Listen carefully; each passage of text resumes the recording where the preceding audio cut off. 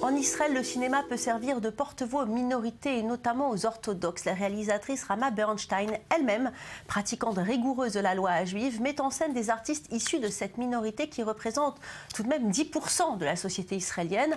Un pari osé, vous allez le voir, mais payant. Andrea Benisti vous explique les raisons du succès. Regardez. Tout sourire au milieu de son public, la réalisatrice Rama Bernstein est venue à Haïfa pour assister à la projection de sa nouvelle comédie romantique Franchir le mur. Ce film est l'un des plus attendus en Israël. Il dévoile le quotidien des familles israéliennes orthodoxes, autant de personnages inspirés de l'une des communautés les plus rigoureuses du judaïsme. C'est la souffrance qui m'a poussée à réaliser des films pour le grand public. J'avais le sentiment que nous étions privés de notre voix, que tout le monde parlait de notre communauté comme il le voulait et que cela n'avait rien à voir avec ce qui se passait vraiment chez nous. Franchir le mur raconte l'histoire de Michal, une femme revenue tard à la religion. À quelques jours de son mariage, son époux décampe, mais la jeune femme décide pourtant de maintenir son mariage et s'en remet à Dieu pour faire le plus difficile, trouver un mari sous 30 jours. La particularité de l'œuvre produite par Rama Bernstein, c'est d'avoir été réalisée dans le respect de la halacha, les règles de la loi juive. Le contact physique est proscrit entre acteurs hommes et femmes. Alors, pour écrire ses scénarios, cette mère juive orthodoxe fait appel à son rabbin, un fidèle collaborateur.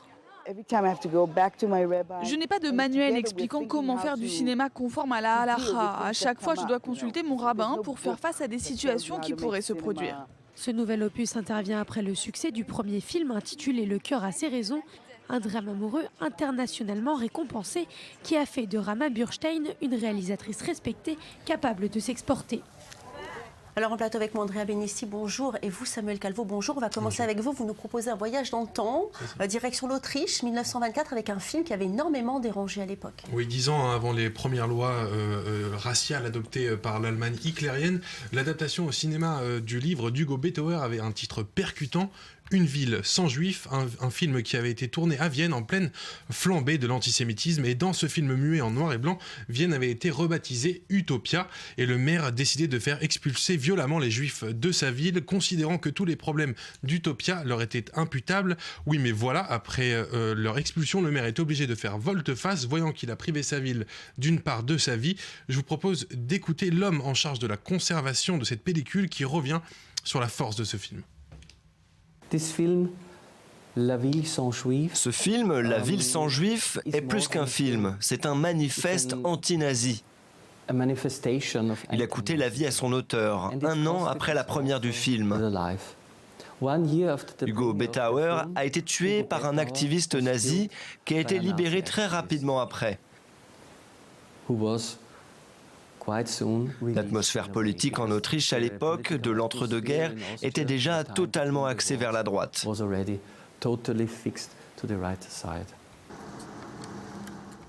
Le film, qui avait donc défrayé la chronique à l'époque, avait été rapidement censuré et les scènes les plus marquantes avaient été coupées. Depuis, la version originale était introuvable à tel point qu'on la croyait disparue jusqu'à la découverte fortuite par un collectionneur français il y a un an d'une version originale.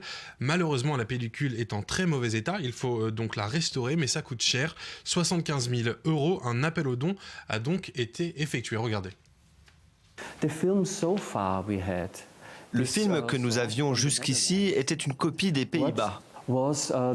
Il a été distribué au début des années 30. C'était une sorte de pamphlet contre Hitler, mais à l'époque, ils ont eu peur que ce soit trop direct et que ce soit perçu comme irréaliste. Ils ont coupé certaines scènes, en particulier celles antisémites, celles des pogroms, de persécution des Juifs, des séquences qui montraient vraiment la brutalité dans les rues de Vienne.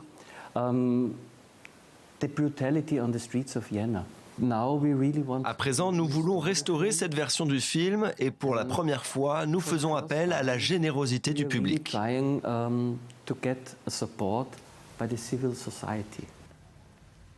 Et Samuel, une campagne d'appel aux dons qui a été réussie puisque l'objectif a été rempli avec 86 000 € qui ont été récoltés. Tout à fait, selon le porte-parole de la Cinémathèque autrichienne, les dons ont véritablement décollé juste après l'élection de Donald Trump, avec notamment le don important d'une fondation juive anonyme depuis les États-Unis, mais également depuis l'Autriche avec la défaite à l'élection présidentielle du candidat d'extrême droite Norbert Hofer. Le film muet qui montre l'antisémitisme dans sa brutalité va donc pouvoir profiter d'une seconde jeunesse.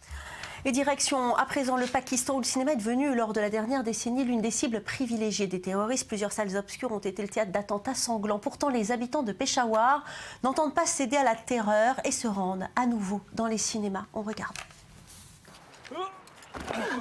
Action, romance, drame et pilosité faciale. Bienvenue dans l'univers du cinéma pachtoun.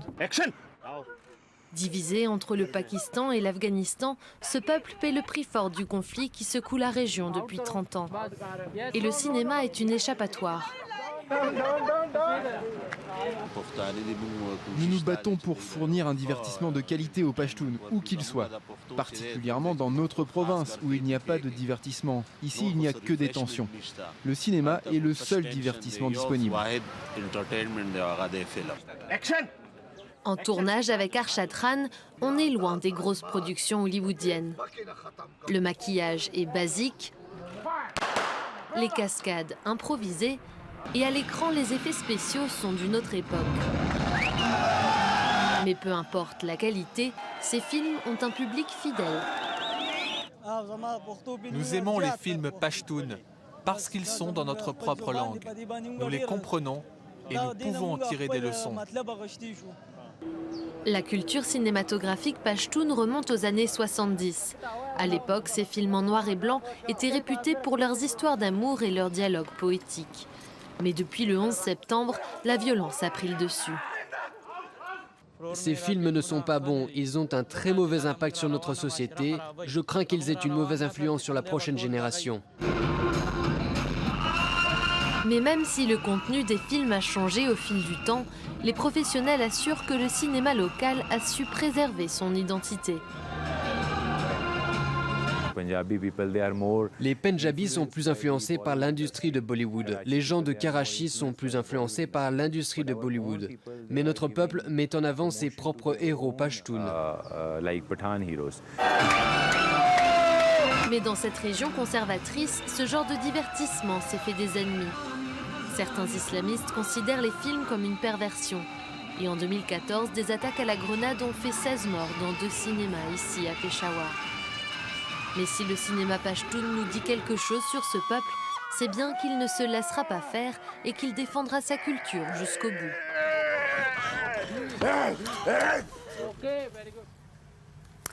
Et le cinéma qui fait avancer la loi pakistanaise. Derrière tout ceci, une femme, Armin Ubed Chinoy. Elle est la réalisatrice de plusieurs documentaires, dont un appelé Une fille dans la rivière, le prix du pardon, un documentaire, Andrea, qui a été récompensé aux Oscars. Effectivement, c'est un documentaire qui a été récompensé 2 fois dans la catégorie documentaire court. Il dénonce les crimes d'honneur. Vous savez, ces crimes sur des jeunes femmes ou filles de la société pakistanaise justifiés au nom des mœurs traditionnelles et qui finalement sont très peu punis par la loi. Ouais. Et ce documentaire qui fait aussi écho de l'assassinat d'une starlette, Qandil Balok, très aimée des réseaux sociaux. Oui, alors le meurtre de Qandil Balok avait fait scandale cet été. C'était une starlette très aimée des jeunes générations, très populaire sur les réseaux sociaux. Elle a été assassinée par son propre frère dans sa propre maison, car elle faisait des vagues dans une société assez patriarcale finalement. Et c'est un exemple parmi tant d'autres, des milliers au Pakistan, et c'est exactement ce qu'a décidé de dénoncer la réalisatrice. Oui. Et ce documentaire qui fait évoluer la législation au Pakistan, dans quel domaine d'ailleurs, Andrea ? Dans le domaine des crimes d'honneur. Alors, la diffusion de ce documentaire a directement touché le Premier ministre pakistanais Nawaz Sharif, qui a lui-même, à la sortie de la salle de visionnage, a qualifié le documentaire la pratique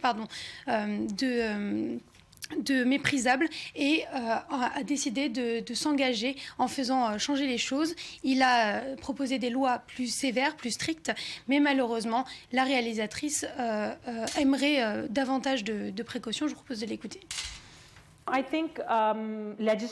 Je pense que la législation est très bonne en cas de crime d'honneur. Nous avons désormais une loi qui est plus sévère que celle qui existait avant. Est-ce que c'est assez? Non. Ça pourrait être encore plus sévère. Et cette réalisatrice qui ne s'arrête pas au documentaire pour faire avancer les choses, puisqu'elle a décidé de s'attaquer à un marché beaucoup plus jeune.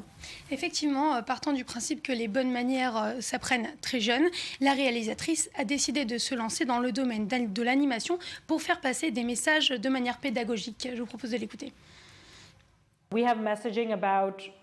On passe un message sur la police, sur les enfants qui doivent dire la vérité, sur le fait qu'il faut dénoncer la corruption, sur le trafic de l'eau, sur les vols de terre. On aborde tout, mais c'est fait de manière à ce que les enfants comprennent. Et Andrea, ce n'est pas la première fois que la réalisatrice choisit des films d'animation pour faire entendre sa voix. Justement, et c'est ce que la réalisatrice était en train de préparer il y a encore quelques jours avec son équipe d'une vingtaine de personnes. C'était bien le deuxième volet de son film d'animation baptisé 3 Bahadur. Le premier épisode avait dépassé des records d'audience dans les salles de cinéma et un record qui arrive presque à celui du précédent film d'animation baptisé Rio 2. Donc ce film est désormais disponible dans les salles pakistanaises et arrivera peut-être, qui sait, dans les salles françaises. Merci Andrea. Il y a tout juste 5 ans, il était encore impossible en Birmanie de descendre dans la rue muni d'une caméra. La faute à un régime militaire ultra-autoritaire. Depuis la levée de la censure en 2012, une nouvelle génération de cinéastes est née. Regardez. Ce court documentaire n'aurait pas pu voir le jour il y a quelques années en Birmanie. Il raconte la vie d'une équipe de poissonniers fans de foot sur un marché de Rangoon. Récompensé par le premier festival de films du pays, c'est l'œuvre de Lam In Woo qui fait partie de la nouvelle génération de documentaristes birmans. Il y a 4 ou 5 ans, nous n'aurions pas pu faire ce que nous faisons aujourd'hui, aller dans la rue avec une caméra. C'est nouveau et en Birmanie, il y a beaucoup d'histoires qui n'ont pas encore été racontées parce que le pays était fermé. Des décennies de dictature militaire avaient imposé une censure très stricte sur les médias et le cinéma. Depuis son abolition en 2012, les artistes se forment dans l'urgence, notamment dans cette école de Rangoon. Aujourd'hui, il y a beaucoup de chaînes de télévision, de nouveaux médias en Birmanie. Beaucoup de personnes ont envie de se former à ces métiers et donc nous avons de plus en plus d'étudiants. Ces artistes sont avides de montrer la réalité d'un pays coupé du monde pendant des décennies et qui organise le 8 novembre ses premières élections libres depuis plus de 25 ans. Cette étudiante de 36 ans a quitté son travail dans une ONG pour se lancer dans le cinéma. Nous devons raconter ce qui se passe dans notre pays. Il y a beaucoup de problèmes cachés, ou un sens, beaucoup de peine aussi que les gens gardent pour eux. Ce documentaire d'étudiants raconte l'histoire de la crique aux crocodiles, un lieu sacré aujourd'hui submergé par les déchets. La pollution, la confiscation des terres ou l'exil, autant de réalités impossibles à montrer jusqu'ici. Pour la nouvelle vague de cinéastes birmans, tout reste à faire.